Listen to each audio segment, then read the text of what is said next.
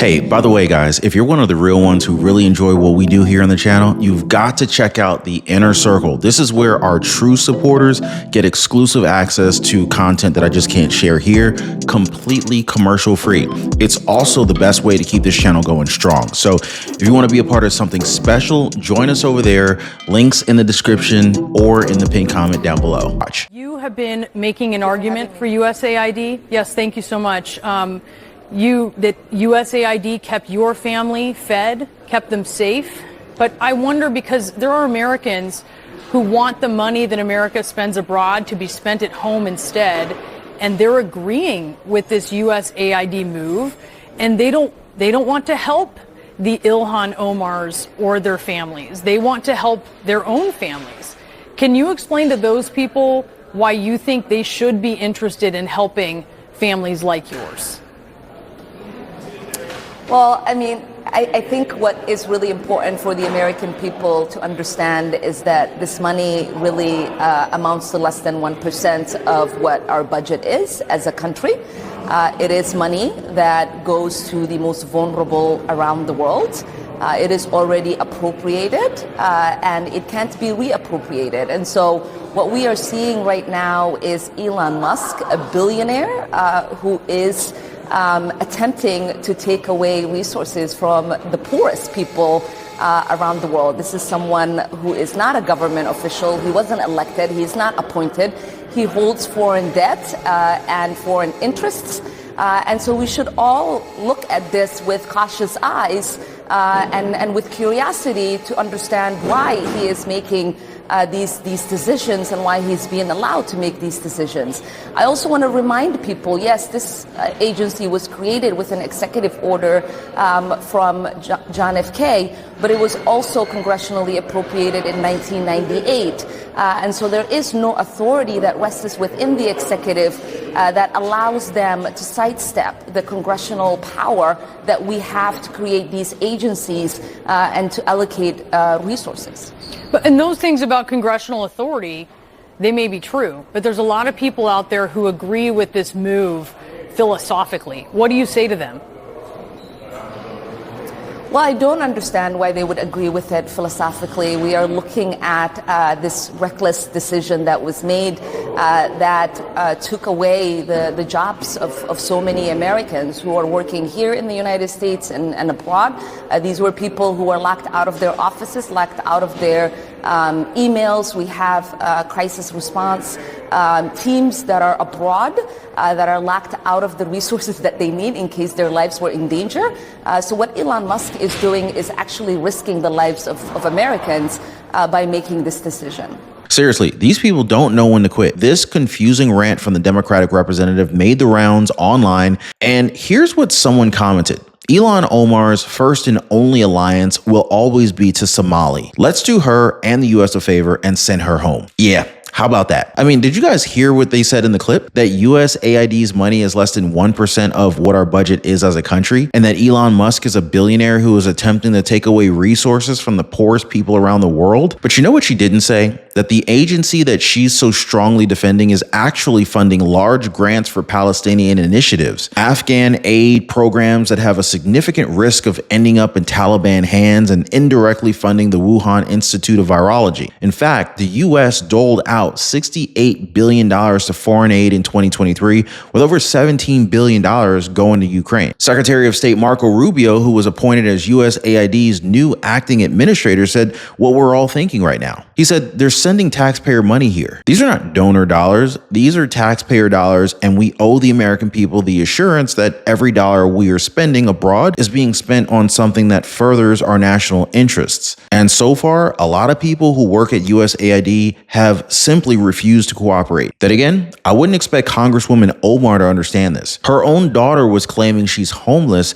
after she and a handful of other students were slapped with suspensions after they were among the more than 100 protesters that were cuffed and hauled away for refusing to clear out from a tent encampment on an Ivy League school's campus not too long ago. I mean, talk about privilege, right? You know what else I found out, guys? That Omar apparently funneled nearly $2.8 million to her husband's political consulting company over a 1.5-year period. You see, Omar's campaign paid $1.6 million to East Street Group LLC, which is owned by her husband, Tim Minette, from the start of 2019 to July 22nd, 2020. Another $1.1 million was sent to the firm in the third quarter and $27,000 in the following weeks. And she wants to talk about percentages when defending USAID. Well, the $1.1 million figure represented nearly 70% of the $1.6 million that her campaign sent in those 3 months. So what do you guys think about that? She wants to talk about percentages. I guarantee she won't talk about that. Even former USAID official Mark Moyer, he said that a lot of them, meaning officials in the USAID,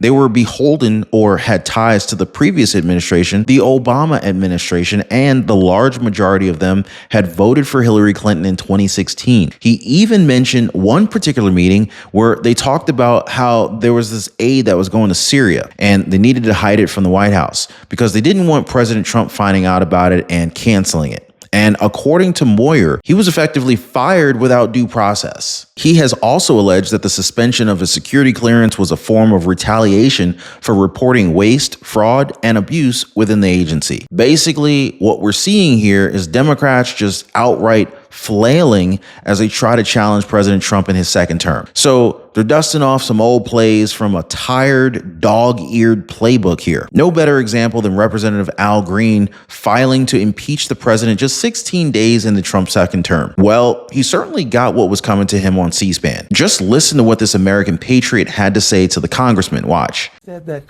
the protests don't have a plan. Well, the plan is here. This is the plan. Protest, complain now, impeach later. Let's get to calls because the lines have lit up. Richard in Savannah, Georgia, Republican. You're up first, Richard. Thank you. I watched you yesterday with the Democrat Party out protesting everything that Elon Musk is trying to do for the American people. The USAID is a 100% of money laundering scheme around the world, kickbacks back to the Democrat Party. Whether it's through the Clinton Foundation in Haiti, $4.4 billion and $84 million went to her daughter, Chelsea Clinton. All y'all have is impeachments and race and gender, et cetera, and you actually do nothing for the people of America today. I think the Democrats should sit back and let America see what it's like to reduce the people in government, the wasteful spending.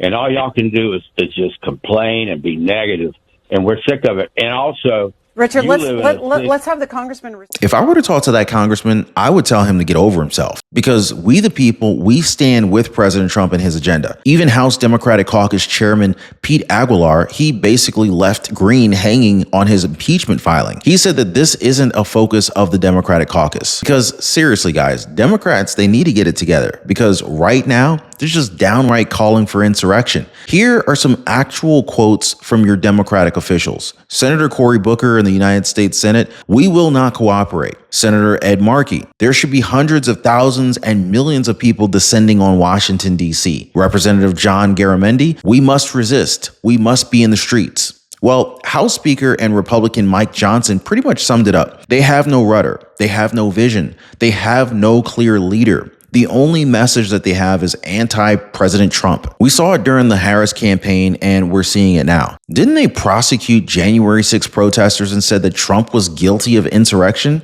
And now this? As White House spokesperson Carolyn Leavitt put it, for Democratic officials to incite violence and encourage Americans to take to the streets is incredibly alarming. They should be held accountable for that rhetoric. There's definitely going to be more draining in the swamp. I promise you that, guys. And when you drain the swamp, the crocodiles are going to start coming out. I'm just saying, we just got to be ready for them. You know what I'm saying, guys? Drop a quick comment down below. Let me know your thoughts on this. Ilhan Omar also appeared to downplay the billions of dollars of USAID spending, saying that this money really amounts to less than 1% of what our budget is as a country. Well, you know what I found out about Omar recently? That her own privileged daughter claims she's homeless and can't get food after being kicked out of her prestigious $90,000 per year Bernard College dorm following her arrest at the anti-Israel protest on Columbia University's campus. Her daughter saying she's homeless? Really? For real, guys? The Congresswoman earns currently a congressional salary of $174,000 per year,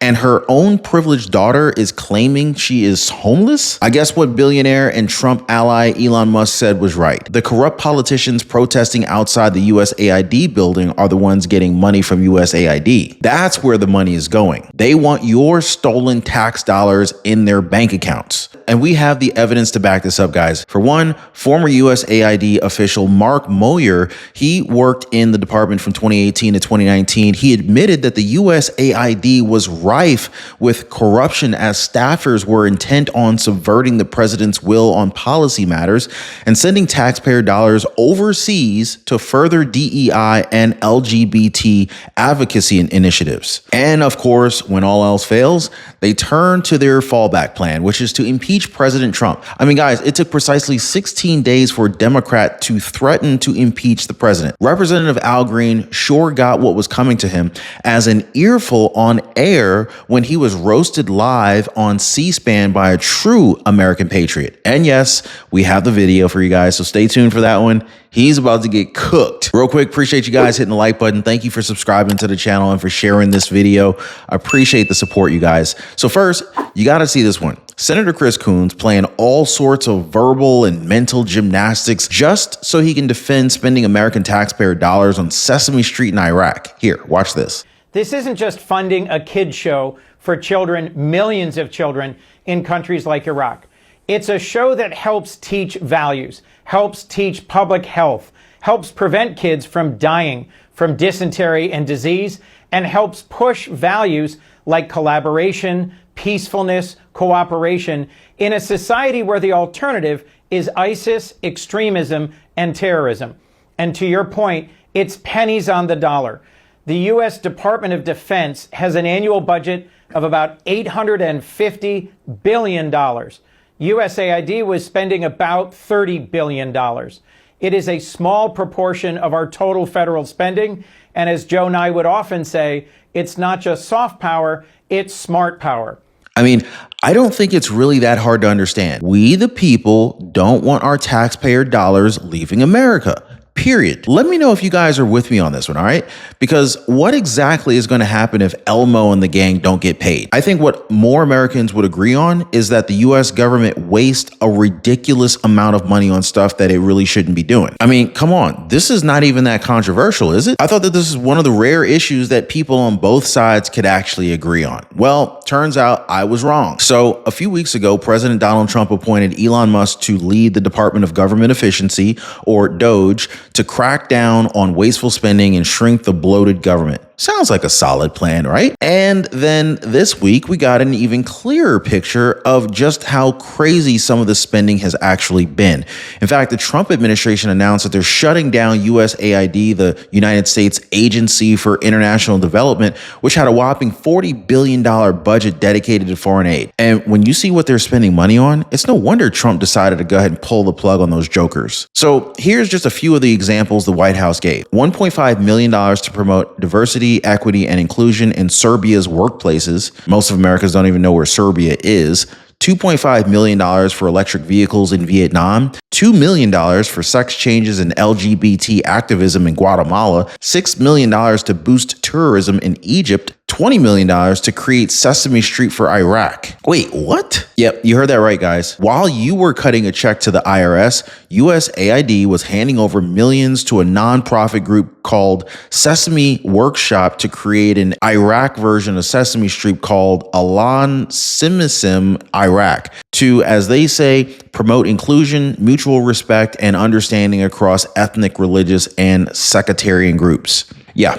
For real, guys. And just in case you guys are wondering just how they justified this, USAID's now deleted website explained that Iraq was struggling to find a new sense of normalcy after years of war and terrorism. Their reasoning, the country's youth, especially those affected by ISIS, needed stability. That Iraqi youth, who made up over half of the population, are unable to find jobs in an economy strained by war and corruption, creating vulnerabilities to radicalization. And so they thought Sesame Street was going going to be the answer. Look, I like Big Bird and Snuffleupagus and the gang as much as the next guy, but when we got homeless veterans struggling here at home, why are we spending millions of dollars on kids shows in a country that we just spent 20 years at war with? Can somebody help me explain this? Maybe I'm just dumb. Perhaps that's the case. I don't know. Now, of course, while normal people are actually calling out the insanity, Democrats are rushing to defend USAID, even its spending on Iraqi Sesame Street. Case in point, Senator Chris Coons, he went on CNN using the classic "kids will die without it" argument. But what really got under my skin was this line from the Democratic senator. It's pennies on the dollar. USAID's budget is only $30 billion compared to the Defense Department's $850 billion.